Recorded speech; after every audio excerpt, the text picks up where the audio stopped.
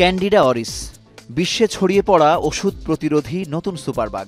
NICU ও আইসিইউতে থাকা এই প্রাণঘাতী ছত্রাক প্রাণ কেড়ে নিচ্ছে শিশু ও পূর্ণবয়স্ক মানুষের। সম্প্রতি আইসিডিডিআরবির একটি গবেষণার ফলাফলে বাংলাদেশেও এর প্রমাণ মিলেছে।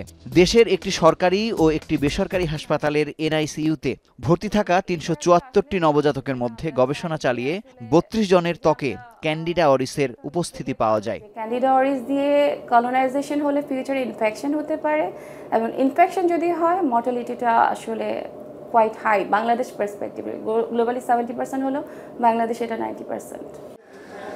আইসিডিডিআরবির আরও একটি গবেষণায় ক্যান্ডিডা অরিসের রক্তের ইনফেকশনে আক্রান্ত ১৩ জনের মধ্যে ১০ জনেরই মৃত্যু হয়। হতাশার খবর হলো, গবেষণার প্রয়োজন ছাড়া ক্যান্ডিডা অরিস নিয়ে দেশের নিবিড় পরিচর্যা কেন্দ্রগুলোতে তেমন কারো মাথা ব্যথা নেই। একই সঙ্গে দেশের দু একটি হাসপাতাল ছাড়া এটি নির্ণয়ের ল্যাবও নেই।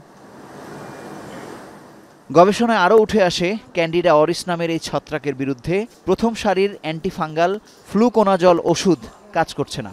সরকারি হাসপাতালে সরবরাহ করা প্রচলিত অ্যান্টিফাঙ্গাল ওষুধের মাধ্যমে এই ছত্রাকের মৃত্যুও সম্ভব হচ্ছে না। যেগুলো কাজ করে, যেমন হচ্ছে যে ক্যাস্টোফাঙ্গিন বা মাইকাফাঙ্গিন বা অ্যাম্ফোটেরিসিন বি, সেটা হচ্ছে দেখা যাচ্ছে অনেক দাম এবং খুব একটা অ্যাভেলেবল থাকে না হসপিটালগুলোতে। তো পেশেন্টের ক্ষেত্রে আসলে ব্যয় বহন করা খুব ডিফিকাল্ট হয়ে যায়। আরেকটা সমস্যা হচ্ছে, আমি যদি না জেনে এগুলোও ব্যবহার করতে থাকি, একটা সময় এগুলোও রেজিস্ট্যান্ট হয়ে যাবে, তখন আর এগুলো কাজ করবে না। বেসরকারি ও বিশেষ করে সরকারি হাসপাতালের এনআইসিইউ ও আইসিইউতে রোগীর অ্যাটেন্ডেন্টদের অবাধ প্রবেশ, জীবাণুরোধে অধিকাংশ সেন্টারে শুধুমাত্র হেক্সাজলের ব্যবহার, ক্লিনার থেকে চিকিৎসক সবার একই রকম গাইডলাইন মেনে না চলা, প্রতিটি মুমূর্ষু রোগী নিবিড় পরিচর্যা কেন্দ্রে প্রবেশ ও ছুটির সময় গভীরভাবে জীবাণুমুক্ত না করার প্রবণতার সঙ্গে ক্যান্ডিডা অরিসের উপস্থিতি বাড়ার অন্যতম প্রধান কারণ অ্যান্টিফাঙ্গাল ওষুধের মাত্রাতিরিক্ত অপব্যবহার। সবচেয়ে ইম্পর্টেন্ট হচ্ছে হাসপাতালের ইনফেকশন প্রিভেনশন কন্ট্রোল বা সংক্রমণ নিয়ন্ত্রণ ব্যবস্থা, যেটা এটাকে জোরদার করা।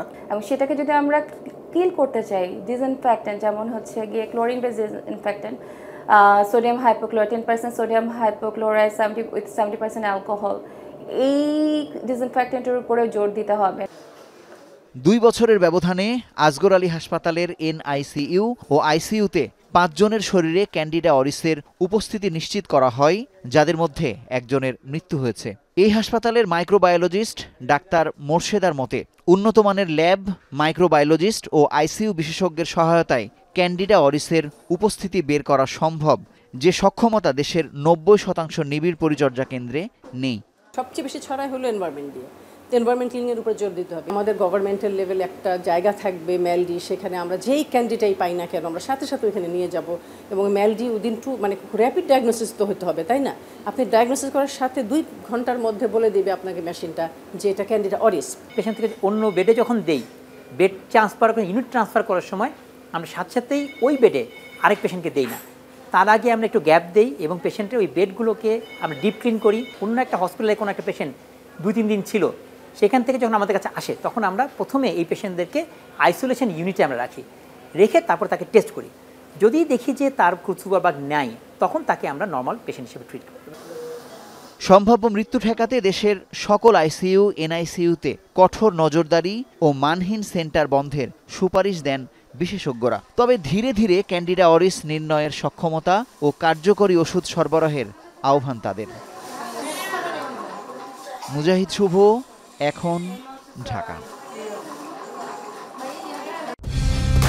কালার এক্সপার্ট, জর্জ স্যাপ এবং মাইল্ড অন হ্যান্ডস টেকনোলজি সমৃদ্ধ অরিক্স ক্রিস্টাল ওয়াশ আপনার লন্ড্রি এক্সপার্ট।